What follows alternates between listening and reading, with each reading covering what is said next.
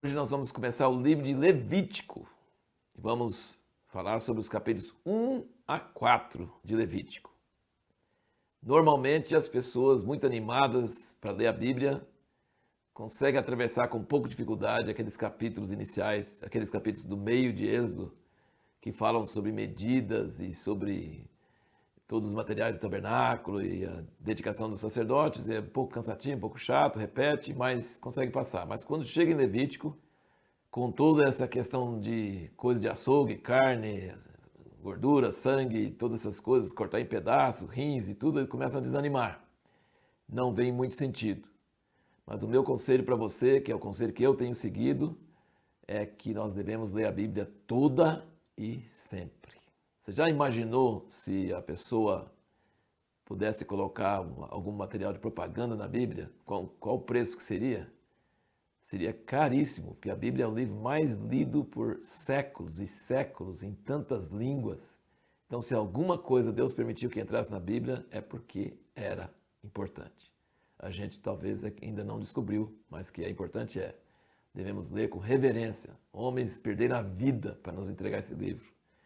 Tudo que entrou aqui é importante. Leia tudo, mesmo sem entender. Leia com reverência e um dia você vai ver a importância disso.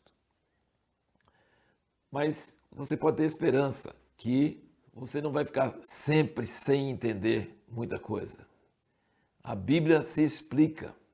Por exemplo, o livro de Hebreus no Novo Testamento é a chave para muitas coisas aqui do livro de Levítico. E outra chave para ajudar você é o seguinte: quando você pega uma palavra, por exemplo, eu peguei isso uma vez, a palavra altar. Eu queria falar assim, mas o que significa altar? As igrejas dizem que altar é lá, tipo, mais ou menos a frente da plataforma da igreja, coisa assim. Mas isso não está na Bíblia. O que significa altar na Bíblia? Então nós temos uma apostila chamada O Altar na Bíblia. E sabe como é que foi escrita essa apostila? Pegando a palavra altar, numa boa concordância, você vai desde a primeira menção até a última menção de altar na Bíblia. E vai desabrochando o sentido de altar. E quando você volta, né, tem Gênesis, tem Apocalipse, quando você volta para o Gênesis, para Levítico, depois de ver esse assunto na Bíblia inteira, ele assume outro sentido, outra compreensão. O livro de Levítico, na Bíblia hebraica, ele não tem esse nome Levítico, ele tem o nome Chamou, porque os rolos hebraicos nas sinagogas, eles têm sempre a primeira palavra, e aqui a primeira palavra é chamou o Senhor a Moisés. Então, Deus chamou Moisés de onde? Do Monte Sinai? Não mais. No fim de Êxodo, nós vimos a inauguração do tabernáculo, e aqui Deus já fala com Moisés do tabernáculo. A partir do tabernáculo, no deserto de Sinai, armado bem em frente do monte, Deus já começa a falar com Moisés. E nós vemos nesses 4 capítulos vários sacrifícios, mas o sacrifício principal é o holocausto. Por que o holocausto é o sacrifício principal? Porque ele significa algo que é totalmente queimado, não é aproveitado para nada para o ser humano e é enviado totalmente para Deus. É feito subir a Deus, o sentido da palavra holocausto no original. A palavra sacrifício no original significa chegar perto. Chegar perto de quem? Chegar perto de Deus. Eu dou um sacrifício para me aproximar de Deus, para agradar a Deus. E o holocausto, a palavra no original, significa subir, fazer subir da terra para os céus o meu sacrifício, o meu presente para Deus. Mas você pode perceber que o holocausto tinha que ser um animal macho sem defeito. Não podia ser fêmea. Tinha que ser macho e sem defeito. Podia ser boi, cabrito ou ovelha, mas tinha que ser um macho daquela espécie, sem defeito. Isso fala do nosso Senhor Jesus Cristo, que tinha que ser homem perfeito, oferecido a Deus para nos aproximar de Deus. Mas você vai notar que o sacrifício pelo pecado tinha que ser oferecido antes do holocausto.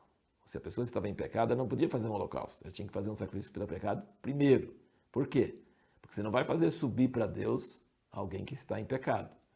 um sacrifício que representa o pecado. Primeiro você resolve o problema do pecado, perdoado, uma vida que não pecou, um animal nunca peca, mas é figura dessa vida. Ele morre no seu lugar e aí você é perdoado. E então você oferece o holocausto, que significa uma vida entregue totalmente para Deus. O altar de holocausto é chamado altar de holocausto, mas ele servia para oferecer muitos outros sacrifícios. Sacrifício pelo pecado, sacrifício pela culpa, sacrifício de ofertas pacíficas, queimar assim, o oferta de manjares. Por que ele leva o nome só altar do holocausto? Porque o holocausto é o sacrifício principal. O sacrifício pelo pecado já está no nome, é para perdão de pecados. O sacrifício pacífico era para comer junto com Deus nesse sacrifício. O ofertante comia, o sacerdote comia e uma parte era queimada para Deus. Então era a refeição em comum entre Deus, o sacerdote e o ofertante. Em todos os casos, o ofertante colocava a mão sobre a cabeça do sacrifício do animal antes dele morrer, significando o quê? Que ele está se identificando, que aquele animal está representando ele diante de Deus. Na verdade, deveria ser ele, mas ele põe a mão em cima da cabeça para dizer que ele está com aquele animal. E você vê também aqui nesses capítulos a diferença entre os pecados do sacerdote, do povo como um todo, do príncipe e da pessoa comum. Cada um tem o seu grau de seriedade em afetar todo o povo e tem um ritual diferente. Por fim, queremos observar que não era permitido oferecer mel, queimar mel, nem fermento no sacrifício. O mel representa a bondade humana. Deus não aceita. Aquela coisa doce da bondade humana ele não quer. Se nós vamos ter bondade, tem que ser a de Deus e não a nossa natural. Não serve para nada, não deve queimar. Deus não aceita. Como diz em 1 Coríntios 13, se eu oferecer meu corpo a ser queimado e não tiver amor, e o amor só vem de Deus, Deus não vai aceitar. Fermento significa orgulho, também não pode ser queimado. Nem fermento, nem mel. Mas o sal não pode faltar. O sal é importante. O sal é a permanência da aliança com Deus. A gordura é de Deus também. A gordura representa tudo que é de melhor, tudo que é mais valioso é de Deus também. E o sangue representa mesmo o perdão, a dádiva de uma vida em nosso lugar. Isso apenas são alguns pontos importantes para você lembrar quando você está lendo esse livro de Levítico. Sem entender, parece nada, tudo sem sentido, mas quando você começa a entender, ele assume um sentido maravilhoso. No próximo vídeo, nós vamos falar um pouco sobre qual o significado desses sacrifícios diferentes.